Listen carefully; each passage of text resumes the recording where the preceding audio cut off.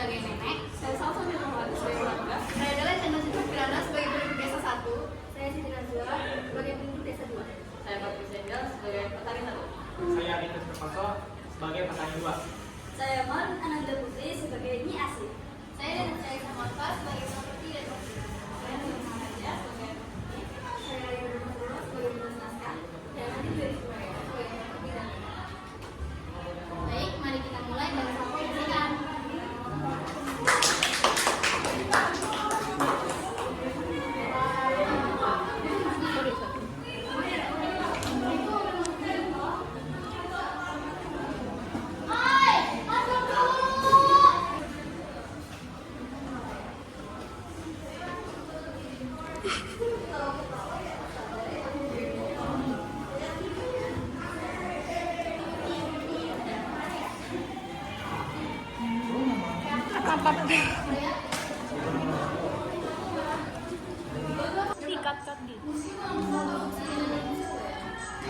ketamakan bisa membawa bencana. Ini adalah kisah legendaris dari tanah Pasundan tentang seorang janda kaya raya bernama Nyai Indit yang serakah dan kejam terhadap rakyatnya. Bagaimana kisahnya? Mari kita saksikan teater drama Situ Bangdit karya kelompok 2.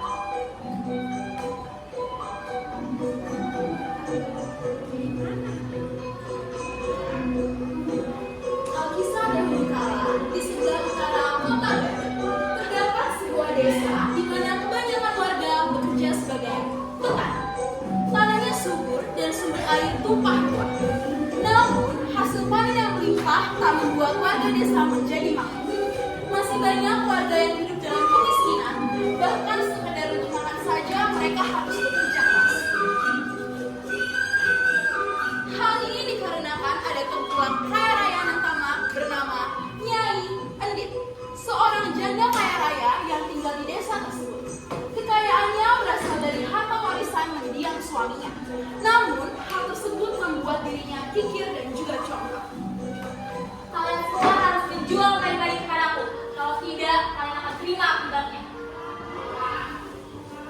Ketika musim panen tiba, Nyai Endit selalu menekan para petani yang tinggal di desa itu untuk menjual padi dengan harga yang sangat murah.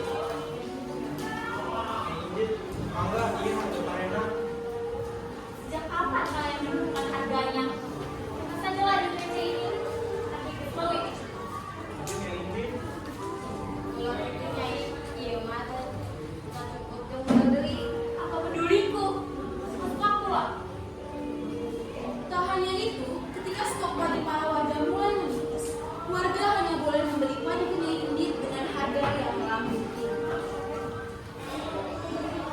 Bahkan Nyai Endit tak mau menolong warga yang kesusahan. Dia selalu menolaknya dengan nada yang ampuh. Tolonglah hamba Nyai. Warga hamba belum makan ada kemarin dan anak saya sedang sakit. Setidaknya berikan dia Nampak sekali kau minta emas kepadaku. Ini semua harta milikku. tolonglah hamba Nyai. Mau diberikan sapi pun. Pergi dari sini.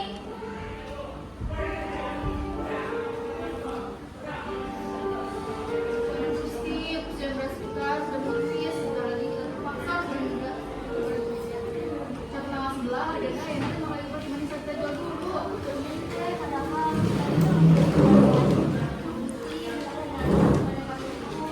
Begitulah kebutuhan para penduduk desa atas kewenang-wenangannya ini. Suatu siang yang panas dari ujung desa, nampak seorang nenek yang berjalan terbungkuk-bungkuk. Dia melewati pemukiman penduduk dengan tatapan penuh iba.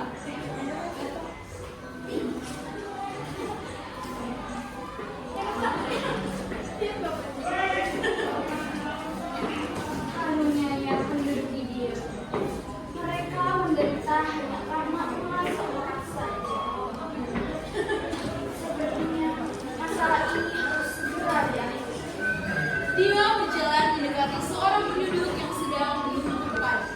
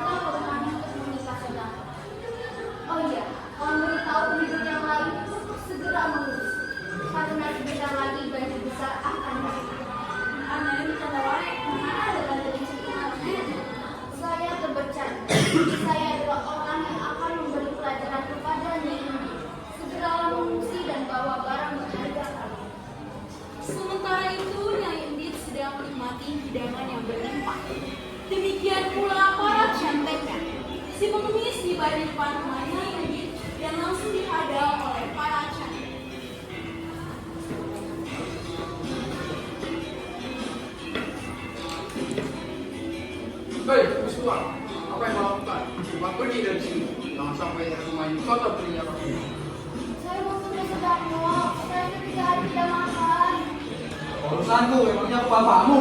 Mau makan ya pergi, jangan minta-minta. Cepat pergi sebelum saya seret kamu.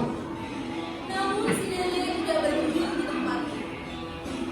Nendit, keluarlah. Nendit, saya minta sembako. Nendit, keluarlah. Aduh, pagi-pagi udah berisik di depan sama orang. Ngapain sih? Saya mau minta sembako, Nendit. Enggak bisa bikin makan terus saya makan. Saya sudah 3 hari tidak makan. Aku gak makan kau mintanya ke aku. Apa peduliku? Si nenek bukannya pergi, justru menancapkan tongkat di tanah lalu memandangnya Indit dengan penuh marah. Andi, selama ini Tuhan telah memberimu rezeki yang berlimpah, tapi kau tidak bersyukur, kau kikir. Sementara penduduk di luar sana kelaparan karena ulahmu. Aku datang ke sini atas jawaban para penduduk yang sengsara karenamu. Sekarang terimalah hukuman. Kau mau menghukumku? Gak lihat centeng-centeng banyak. Kau bisa langsung mati. Kau tidak perlu repot-repot mengusirku, Nindi. Aku akan keluar pergi dari sini jika kau bisa mengangkat tongkatku dari tanah. Dasar nenek gila. Hanya mencabut kapan saja. Gak bisa. Bisa. Nyai Indit sombong. Ia mencoba mencabut tongkat itu dengan satu tangan. Ternyata tongkat itu tidak berdiri. Ah, sialan. Centeng, cabut. Kalau kalian gak bisa cabut, potong dari kalian. Centeng-centeng itu mencoba mencabut tongkat si nenek. Namun meski sudah ditarik oleh 3 orang, tongkat itu tetap tidak berdiri. Ternyata tenaga kalian tidak cukup untuk mengangkat tongkatku. Lihat aku akan mengangkat tongkatku sendiri. Dengan sekali hentakan, tongkat itu sudah berangkat dari tanah. Tiba-tiba dari bekas tancapan tongkat si nenek menyembur air yang sangat besar.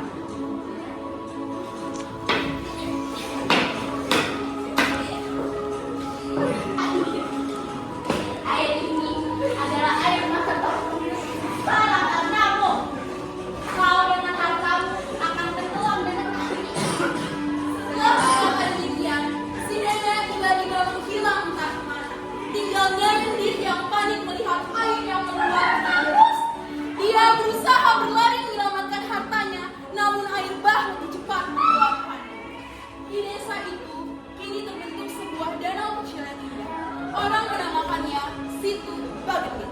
Situ artinya danau dan Bagendit berasal dari katanya. Beberapa orang percaya bahwa kadang-kadang kita bisa melihat bintang yang sangat besar sebesar kasur di dasar danau. Katanya, itu adalah penjelmaan Nyai Indit yang tidak berhasil kabur dari jebakan air kutukan.